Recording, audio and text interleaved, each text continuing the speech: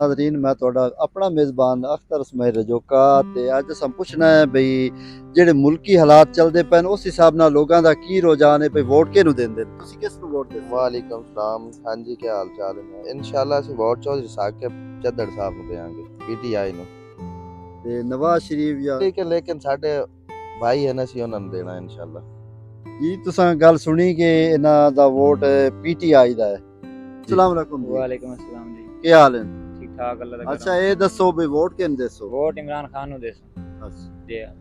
ठीक। वोट पक्का इमरान खान दा है भी।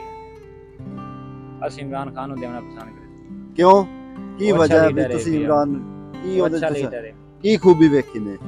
वो हक सच ते भी है जी। अच्छा किवें हक सच ते? वो हक सच दी जंग लड़दा पिया है वो। नहीं आदे भी जेह्ड़े है नून लीग वाले हैं नो नवाज शरीफ के, ये भी ठीक है। नहीं ये चोर है भाई।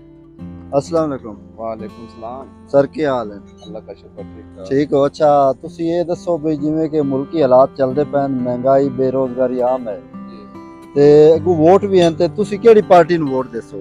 भाई सान जेड़ा पैसे देगा ਅਸੀਂ ਉਹਨੂੰ ਦੇਵਾਂਗੇ।